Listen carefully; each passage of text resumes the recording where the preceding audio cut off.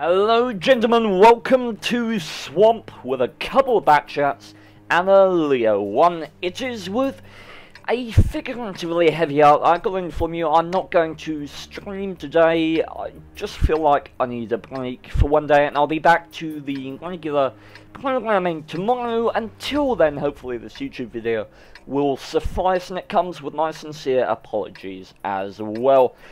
This video is going to be all about relocating, and there are two main types of relocating that I want to cover. There's relocating on a disadvantage and relocating on an advantage, and we'll start with an advantage here. I'm going to show you two replays which will hopefully adequately cover the pros and cons to each type of relocation, and when they are necessary, or even when they're not necessary, but they're still good for the main outcome of the game and might help you either end the game faster or with a better result for both you and your platoon if you are playing in a platoon.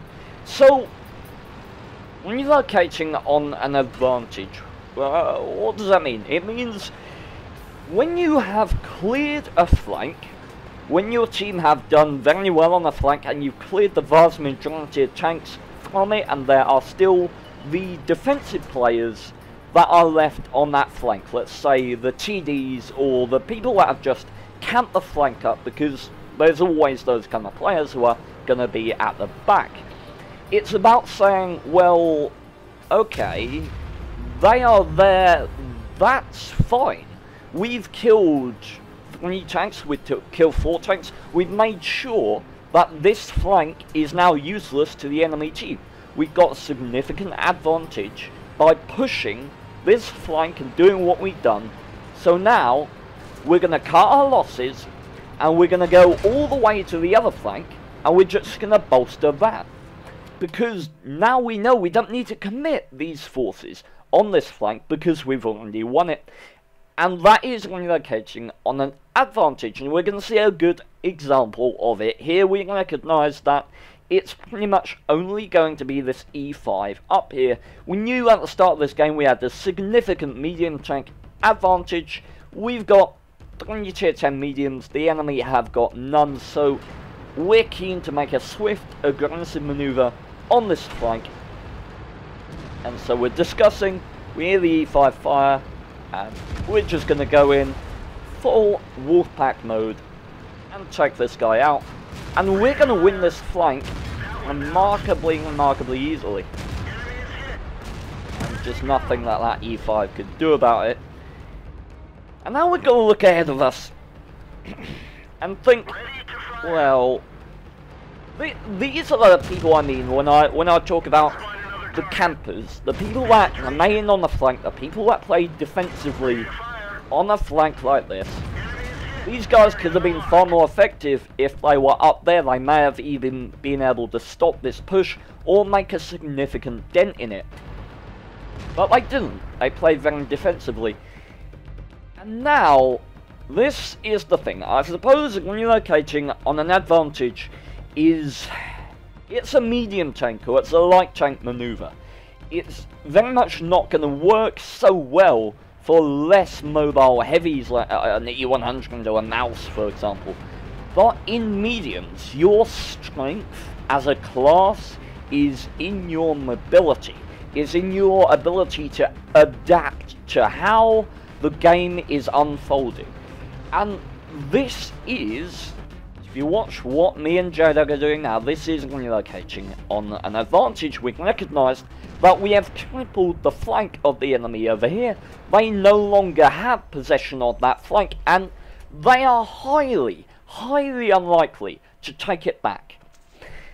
I can tell you this from experience. If you push a flank and then disappear, the enemy are not going to be intelligent enough to take that flank back, to make an aggressive manoeuvre as a counterplay.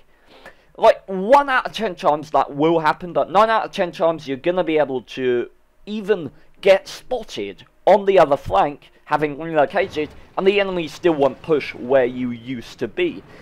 And I suppose it's an advantage that you know that the enemy team is probably going to be stupid, and so you can effectively be in two places at once, which is basically what we're doing here. The enemy still think we've got two backchats over there. And so let's say if they had a large amount of forces on this flank, they would still be playing defensive and still be scared of two backchats over here. When in reality, we're all over here about to neck their heavies. And so it is like we have a presence in two areas of the map. And that's a beautiful thing about relocating on an advantage, because the enemy has seen what you've done to the flank. They're still expecting an aggressive play. They're not expecting you to change up your mentality to the game midway through. And this, I mean, the enemy have an advantage over our team here, but this is just a perfect example of why it's so good to relocate when you have an advantage, because chances are your other flank might have a disadvantage. If you easily won a flank on one side of the map, then it's likely to be the case that the enemy will maybe do the same, or maybe have a tank and numerical advantage on the other side of the map. And so relocating does the best thing for your team in this situation. We're going for the Chiefs and Heavy first, and that's 1 kill, 2 kills that we can directly attribute to us. That is 3 kills because of us, that's 4 kills. And actually that was 5 kills, wasn't it? Nope. No, that was 4. Yeah, and why is there a Panzer 1C there? I really have no idea. But, I mean, wow. that flank ended very quickly. And admittedly, I mean, this is a replay from 9.10. I've scoured my hard drive looking for a good example of this play before we move on to the replay that inspired me to cover relocating in a specific video. It's good to be in backchats here, because backchats are basically the best tier 10 medium tank for demonstrating the power of this maneuver. But it's important that you grasp the concept and the reason behind why we did what we did in this game, and why it worked so well. Because it's not just the fact that we relocated, we took our power to where it needed to be. That's all well and good, identifying that, but also that you've got to recognise that the enemy, you've got to be looking at the map and thinking, okay, at what point is it that we've crippled this flank to the point where we can relocate and not get a disadvantage? And that's an important maneuver as well. I think this IS-7 relocated from up there. Upon seeing what we were doing to the E5, I do believe he relocated from around this position. And although not something that I was originally thinking about, that can happen as well, be it not often. The enemy can see that you're making an aggressive maneuver and think, oh god, I need to relocate over there. And then you just appear on the other flank where they were, and they're just sitting there like, ah. Not going to happen often, but potentially an advantage for you as well. Now, I'm going to move on to a different game, and we'll cover relocating on a disadvantage. Okay, gentlemen, welcome. This may be slightly unexpected. We're joining a T95, my good self, playing in T95 just a day after the patch in which its hit pool was increased from 1,700 to 1,800, along with a couple of other tier 9 TDs that also got buffs. Actually, I think it's only the Jagdjäger that got buffs. Maybe not. This tank is most likely the single most inflexible tank in the entire game. Converse speed of 18 degrees a second, speed limit of 13, and that does benefit me for the point that I want to make here, because unlike relocating on an advantage, relocating on a disadvantage is harder. It is significantly harder because on an advantage you have time to think. You have time to sit behind somewhere and think, okay, what's going on the other flank? Let me look at the map a minute. Let me think about what I'm going to do here. On a disadvantage, generally speaking, it's not going to be your call. what will happen is you will either relocate or you will die. And it's important to recognise that, and it's important to recognise that early. And in a tank like a bloody T95, you have to recognise that it, the earliest of any tank in the game, it's probably the T95, is the hardest thing to do a relocation on a disadvantage in the entire game. And so we're going to watch this game and see how it unfolds. So what you've got to establish when thinking about relocating is, where do my team have an advantage? 909, currently we've got the majority of our team over there. Now we've got 2 tier 9s on this flank, but we've not spotted any of the enemy tier 9s. So are we going to have an equal force over here? That's 1, 2 tier 9s on the enemy team that have been spotted over here. Okay, so we're equal now, but combine the amount of tier 8s that have been spotted on the enemy team, our team do now have a significant disadvantage on this side, just numerically and by tiers, because we have 2 tier 9s, they have 2 tier 9s. And since 7-1 is spotted on the other flank, but we're missing a T-41, a Yak Tiger, and looks like I did hit that MX-30 with the blind shot, and this is hard. It is really, really hard to do this. And that is not just to relocate, but to run away. And it's harder in a talentless TD because of the temptation to turn around and put out fire and just be reversing. But with a speed limit of 13, I know that time is of the essence right now. And I know that if I stay here, if I turn to get a single shot, then I'm most likely going to die. And there's nothing I can do against this horde of enemy tanks. There's no point fighting them there. If I stay there, I die. And yes, I want to help my team, but I can help my team by living. And it's so hard for me to just sit here and watch this, but this is what good players do. That is a sacrifice. That is 1, 2, 3, 4, 5, 6 tanks that I have willingly sacrificed on that flank, because I know that I can outplay all of these enemy tanks. I know that I can outplay 1, 2, 3, 4, 5, 6, 7, 8, 9 enemy tanks simply through positional play. That's exactly what we're going to do here. Where would you stop right now? Where would you stop and hold? Well, it would be here. Here or here. Because at that point, you are supporting fire from your team. And you know when you're a talentless TD, especially a T95, you know the enemy team is going to be hungering. They are painstakingly going to be trying to outflank you and kill you. And that will happen. There will be nothing you can do about it unless you get into a position where you're prepared for that very thing. And that's exactly the position that we've got into right here. Now if the enemy outflank us, they're going to get shot to hell from the entirety of our team up on those ridge lines. And you can see our positional play, putting the lock behind us so that if we do get outflanked, we can reverse into it, and putting ourselves in a position where we have supporting fire from all of our team. And that's just a matter of waiting for the enemy team's assault.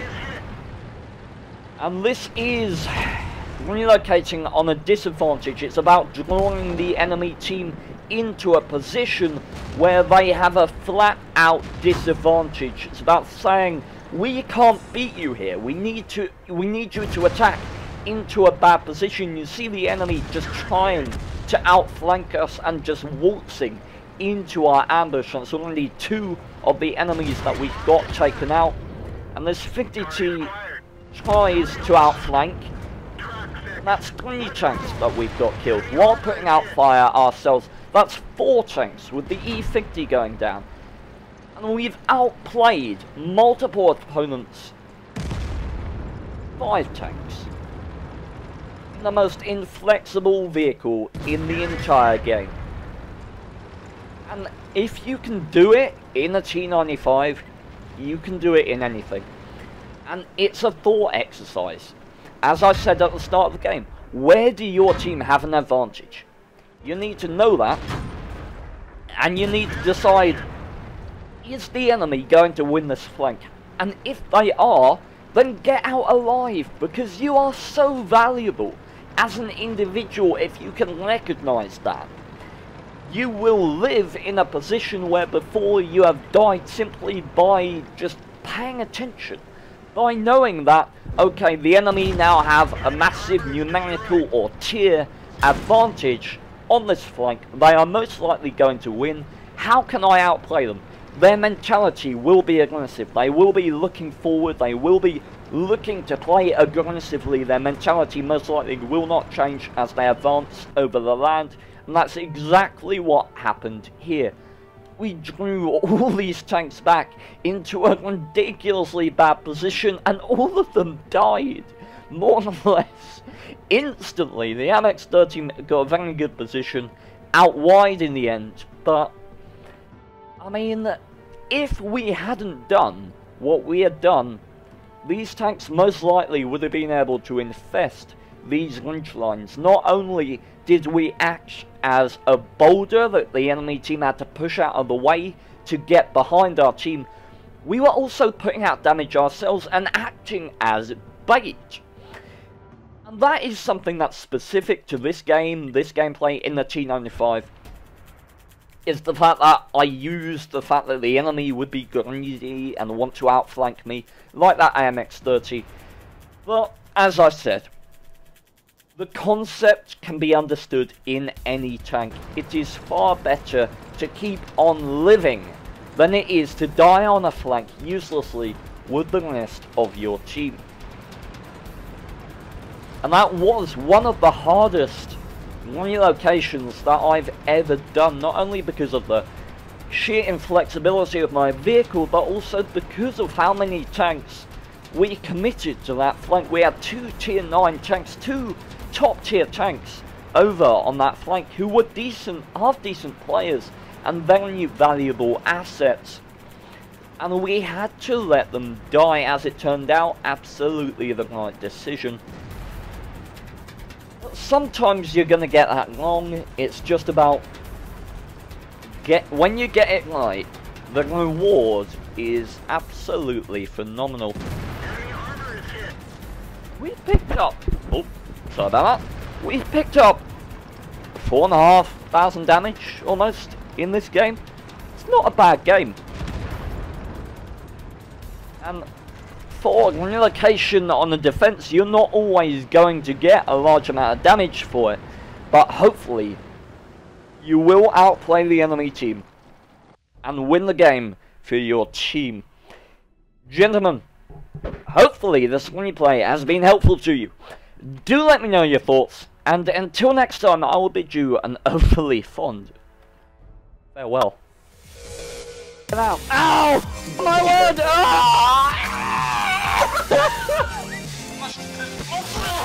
Okay. Cargo! I've got to put out in those seconds, just to for them chucking all the tanks off the thing. God damn it, Wargaming!